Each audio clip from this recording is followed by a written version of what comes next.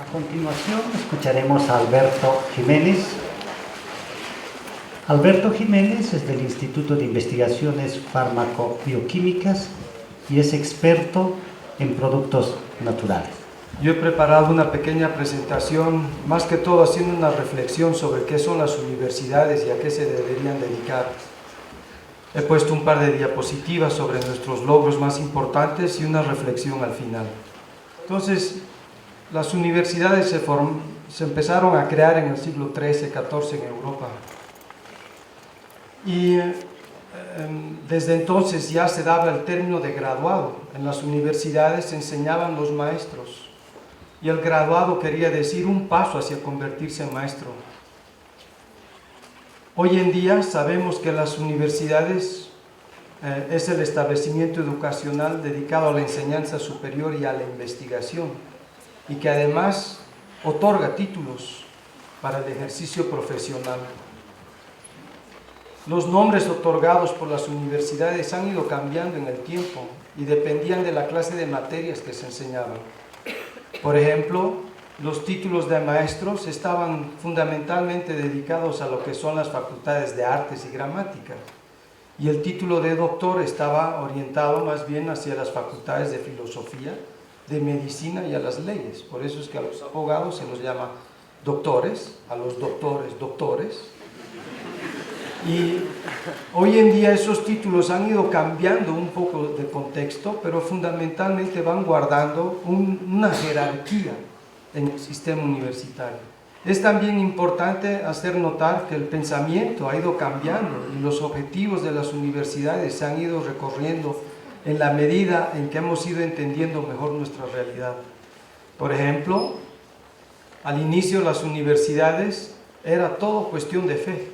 A Galileo le hicieron retractar sobre el universo y sus conceptos sobre la galaxia. Y había un término muy claro que decía, ¿no? Roma locuta, causa finita. Quiere decir, Roma hablado, se acabó el problema.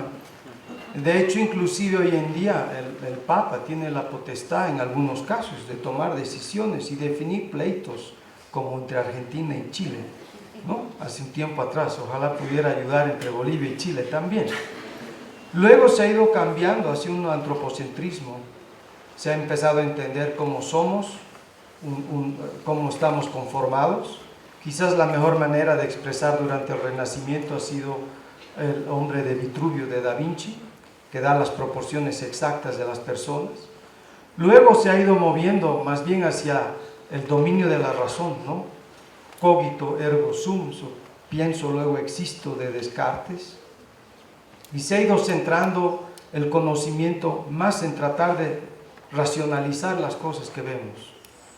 Se ha ido modernizando en la edad contemporánea, hemos tenido momentos muy difíciles de guerra, se han instalado las naciones, han aparecido los nuevos conceptos de naciones, las guerras, las diferencias entre las naciones, pero también al mismo tiempo se ha universalizado la educación.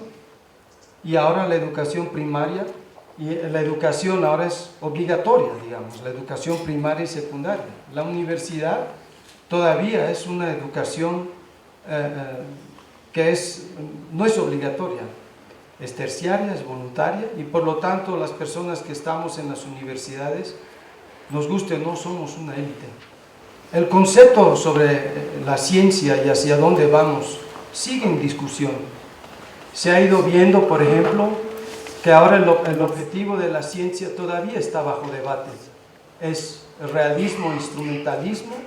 Por ejemplo, tenemos el acelerador de partículas entre Francia y Suiza, que nos están dando nuevos criterios sobre cómo está formado el universo, y todo se basa en la capacidad que tenemos para medir este tipo de cosas.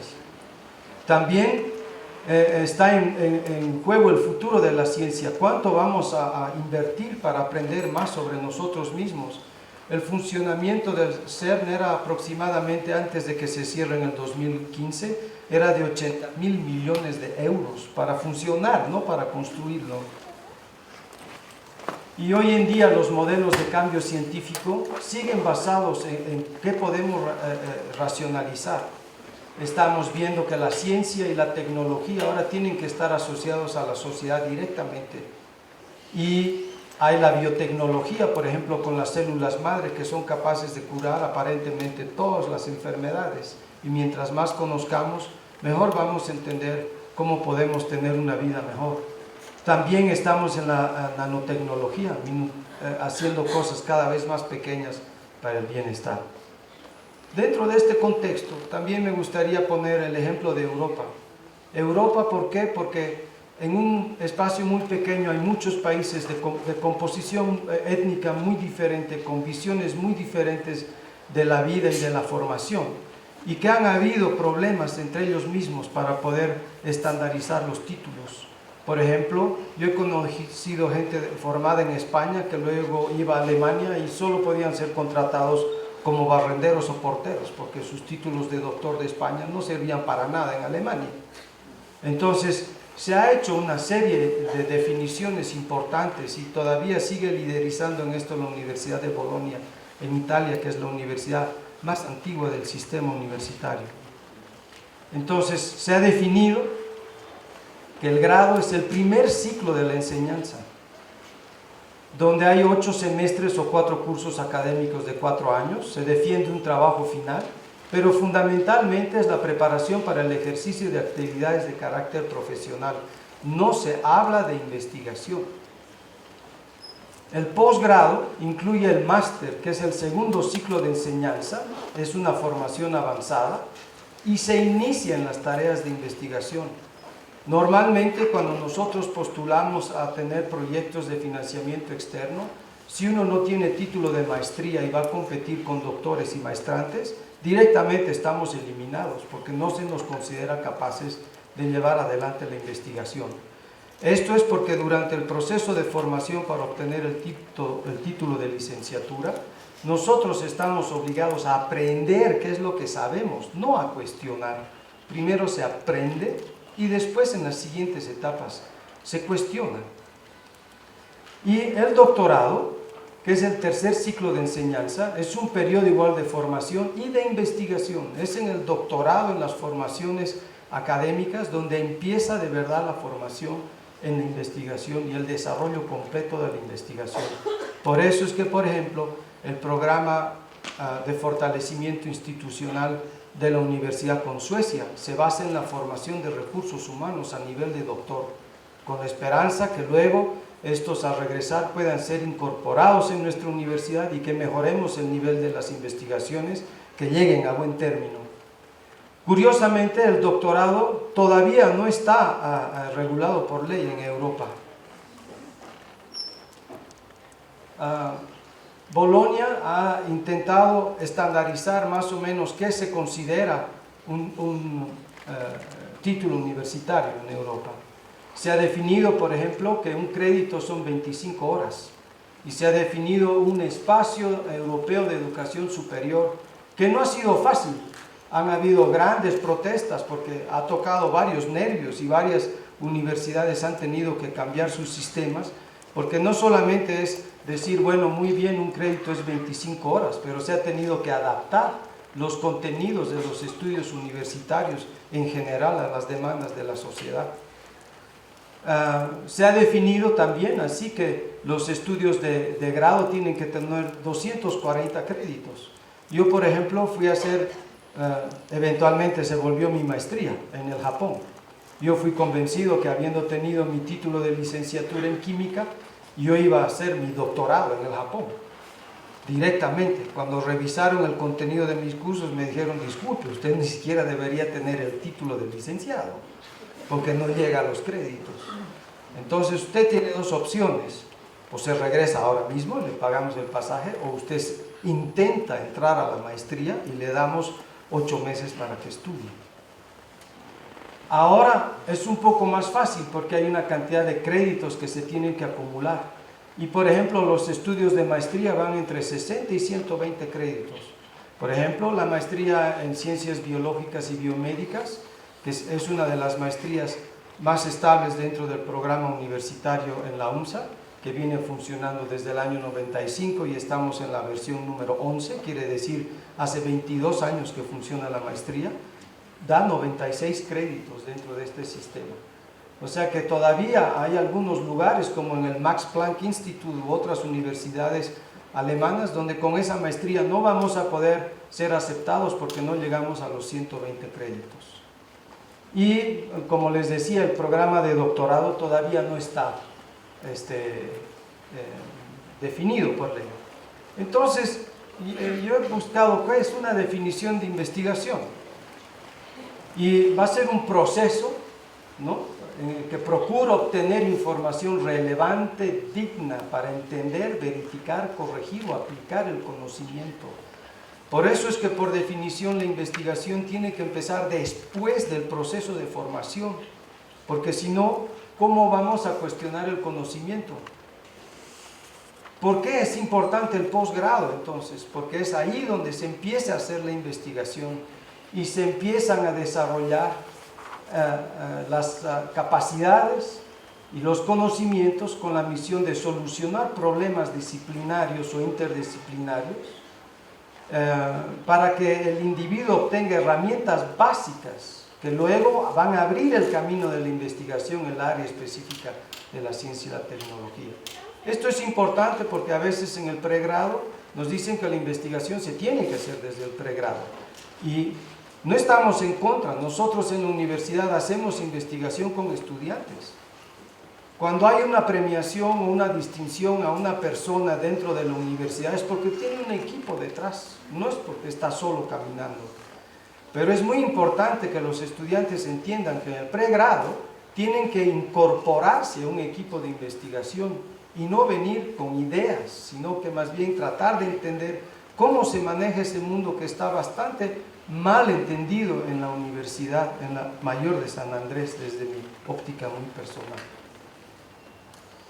Nosotros trabajamos en productos naturales, como han dicho, en el estudio de los grupos minoritarios. Nosotros trabajamos en el norte de La Paz con los Takana, que representan este 3% de los otros grupos étnicos que forman las 35 etnias diferentes que están asentadas en la Amazonía, de las que muy poco sabemos. Los Takana, de acuerdo al último censo, por ejemplo, son menos de 3.800, son 3.700 algo personas. Y ellos tienen un conocimiento que se está perdiendo. Nosotros venimos trabajando con el Consejo Indígena de los Pueblos Takana desde el año 94, cuando se fundó. Y esta ha sido nuestra zona de acción, el norte de La Paz, desde San Buenaventura hasta Ixiames. En el área de química farmacéutica del Instituto de Investigaciones Fármaco-Bioquímicas de la Facultad de Ciencias Farmacéuticas y Bioquímicas, hemos ido desarrollando programas con el Consejo Indígena de los Pueblos Takana para tratar de validar los resultados de sus conocimientos. Somos un equipo relativamente pequeño, pero dependemos mucho de investigadores que vienen a través de la maestría y de la licenciatura, que se incorporan a nosotros y gracias al financiamiento de distintos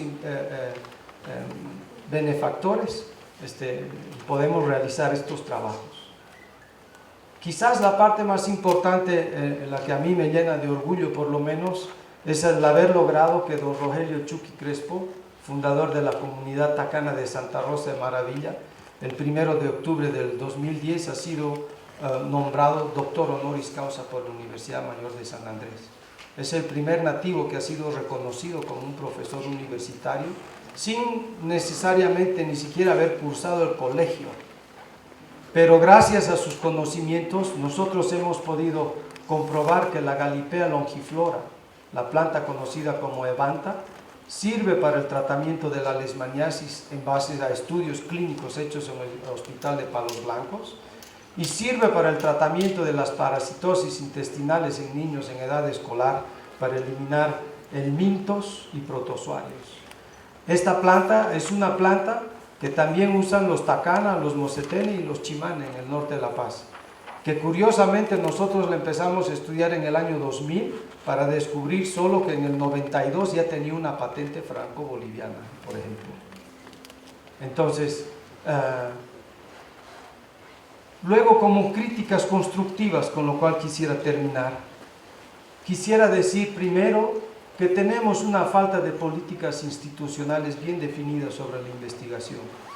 Ya lo han dicho los anteriores expositores, no tenemos fondos continuos, no tenemos una política de entender que necesitamos equipos que son costosos, que van en la punta de la tecnología y que nos cuestan.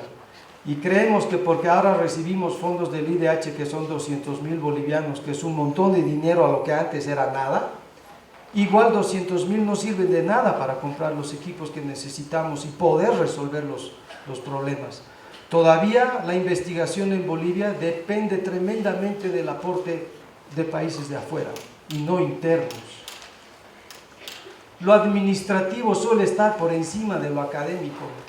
Fíjense, se aprueban los proyectos IDH con resolución del Honorable Consejo Universitario. Y luego, cada vez que hacemos un trámite, tiene que pasar al Consejo del Instituto, al Consejo Facultativo, al Consejo de Carrera. Somos una universidad de puro papel, destinada a trancar todo lo que queramos hacer, por angas o por mangas, porque a veces estamos de buenas con el decano, a veces no, y todo se tranca. Y no debería ser así. No tenemos una fluidez. Los investigadores tenemos que saber más que los administrativos sobre los ítems. ¿Cómo pues no vas a saber que esa es la partida 396? Esa no es la 392. Tiene que hacer un cambio de presupuesto, tiene que sacar una resolución, tiene que ir acompañado con documentos. Eso a mí me parece fatal. O sea que igual, finalmente las resoluciones del Consejo Universitario, del Honorable Consejo Universitario, no sirven de mucho, porque hay que repetir todo. Las decisiones sobre los procesos de investigación suelen estar en manos de gente no capacitada. Ha salido el último informe de la cooperación sueca sobre las evaluaciones que han hecho. Y muchas veces nuestros programas de posgrado están en manos de licenciados. Las decisiones de cómo se va a llevar adelante la investigación están en manos de las autoridades que no se eligen por capacidad, sino por elecciones democráticas. Y eso suele dificultar.